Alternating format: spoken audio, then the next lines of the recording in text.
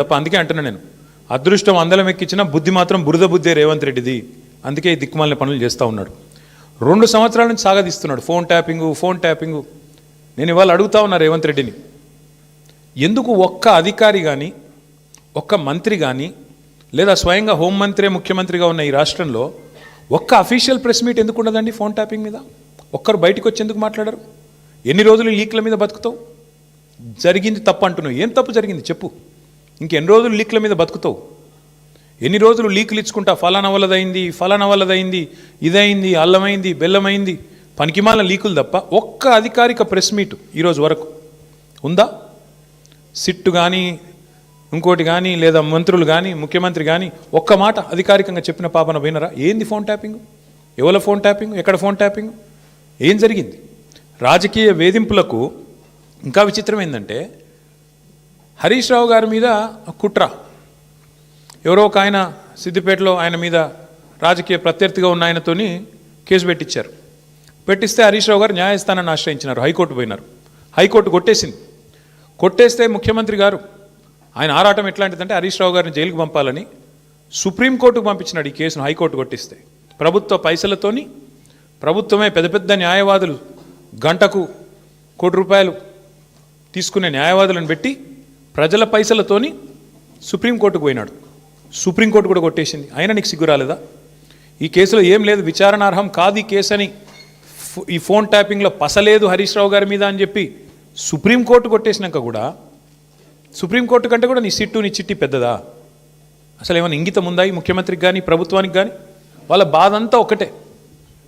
నిన్న ఉదయం హరీష్ రావు గారు డీటెయిల్డ్గా ప్రెస్ మీట్ పెట్టి రేవంత్ రెడ్డి బావమరిది కుంభకోణం బయటపెట్టిండు.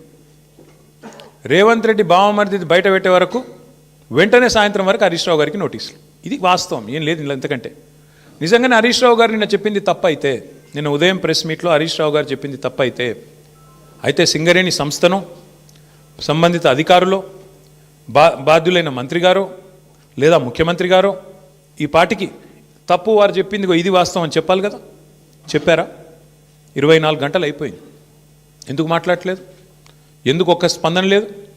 ఎందుకు ఒక్కరంటే ఒక్కరు? కాంగ్రెస్ కుంభకోణాలు బయటపెట్టిన ప్రతిసారి ఇదే డైవర్షన్ గేమ్లు, ఇదే రకమైన డ్రామాలు వీళ్ళకి అలవాటుగా మారిపోయింది. సింగరేణి టెండర్లలో ఇవాళ నేను ఆధారాలతో సహా మీ ముందు బయటపెట్టబోతా ఉన్నా.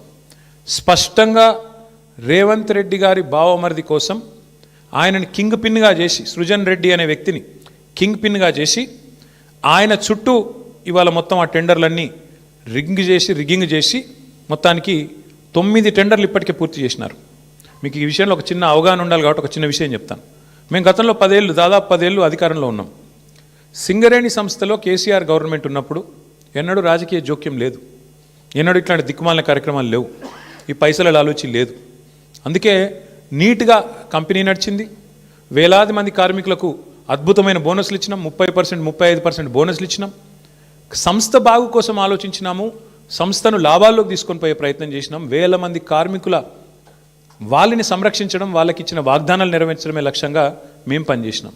అందుకే ఆ రోజు సింగరేణి సంస్థలో ఏదైనా టెండర్ పిలిస్తే ఎస్టిమేటెడ్ వాల్యూ కంటే మైనస్లో పోయేది టెండర్.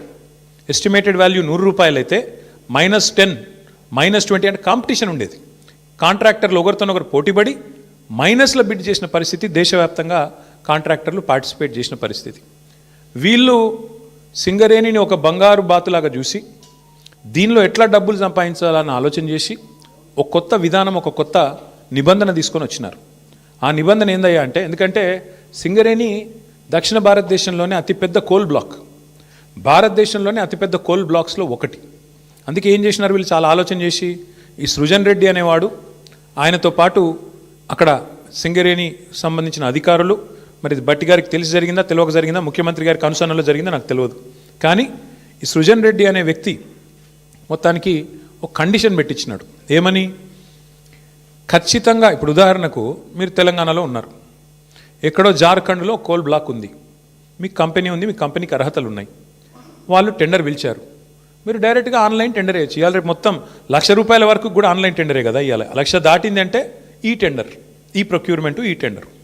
అట్లాంటప్పుడు వేల కోట్లు, 100 కోట్లతో ముడిపడ్డ కోల్ బ్లాక్లలో వీళ్ళు ఎంత పనికిమాలిన నిబంధన పెట్టారంటే, మీరు బిడ్ చేయాలంటే, మీరు పార్టిసిపేట్ చేయాలంటే టెండర్లో మీరు ఇక్కడ బిడ్ వేయాలి అంటేనే మీరు సైటుకు స్వయంగా వచ్చి సైటు విజిట్ చేసినట్టు సర్టిఫికేట్ తీసుకోవాలి సింగరేణి దగ్గర అని పెట్టినారు.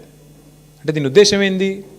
ప్రపంచంలో ఇప్పుడు ఆస్ట్రేలియా వాడు ఉంటాడు, అమెరికా వాడు ఉంటాడు, వాడు సింగరేణి బిడ్లో పార్టిసిపేట్ చేయాలంటే వాడు స్వయంగా రావాలా, వచ్చి సింగరేణి అధికారులను కాలు పట్టుకొని వాళ్ళని వేలు పట్టుకొని బతిమలాడి ఆ సర్టిఫికేట్ తీసుకోవాలి సైట్ విజిట్ చేసినా అని.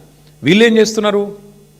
సైట్ విజిట్కి రాగానే ఆ కంపెనీ పేరు, మేనేజింగ్ డైరెక్టర్ పేరు, CEO పేరు, ఫోన్ నంబరు అన్నీ రాసుకుంటున్నారు.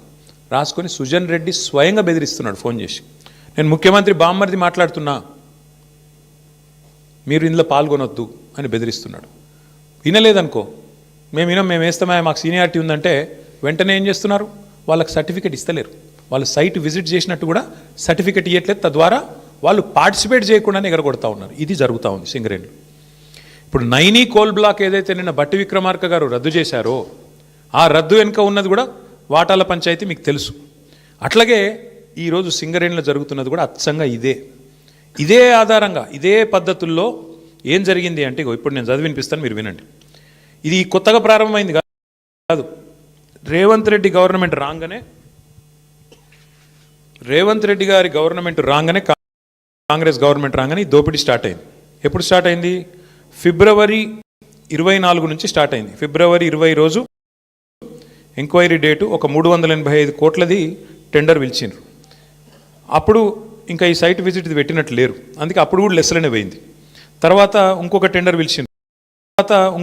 పిలిచిండ్రు మేలో, అది కూడా లెస్లనే పోయింది. Godavari Khani RGOC1, RGOCP3 mine, ఈ రెండు కూడా ఇంకా అప్పటికి దిక్కుమాలిన దందా మొదలు కాలే. ఆడికెళ్ళి మొదలైంది కథ. ఎప్పుడు? 24కి వెళ్ళి 24 జూన్కి వెళ్ళి మొదలైంది. ఫస్ట్ టెండర్ ఎప్పుడు స్టార్ట్ అయిందంటే, విక్రమ్ రెడ్డి అన్నట్టు ఆయన కాంట్రాక్టరు, తర్వాత సృజన్ రెడ్డి, దీక్షిత్ రావు, జి వెంకటేశ్వర్ రెడ్డి, తర్వాత CH సుశాంత్, సుధీర్ హీరాలాల్ ధోలు, వీళ్ళందరూ కలిసి రింగ్ అయ్యి మొత్తానికి ఇప్పటికీ 7 టెండర్లు అన్నీ కూడా ఎక్సెస్ బేసిస్లో ఇదే సైట్ విజిట్ సర్టిఫికేషన్ అనే అడ్డమైన నిబంధన పట్టుకొని, అంటే కాంట్రాక్టర్ సైట్కు రావాలి, వస్తేనే సింగరేణి సర్టిఫికేట్ ఇస్తుంది. తప్పన కాంట్రాక్టర్ నేను బిడ్ వేస్తా అంటే సర్టిఫికేట్ ఇయ్యది.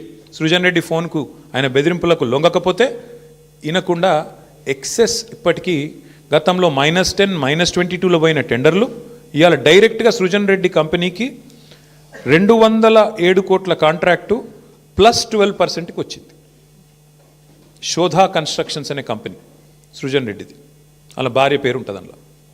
ఇది వాస్తవమా కాదా దయచేసి మీరు తెలుసుకోండి, కాపీ కూడా మీ అందరికీ ఇస్తాను, మీరు కూడా తెలుసుకోవచ్చు. అట్లాగే వీళ్ళందరూ ఇప్పుడు GVR, CH సుశాంత్, దీక్షిత్, అంతా ఒక రింగు ముఠా ఇది. ఈ ముఠాకి నాయకుడు సృజన్ రెడ్డి, రేవంత్ రెడ్డి బావమర్ది, వీళ్ళందరూ కలిసి వేసిన రింగు టెండర్లు. ఇది నేను హరీష్ రావు గారు బయట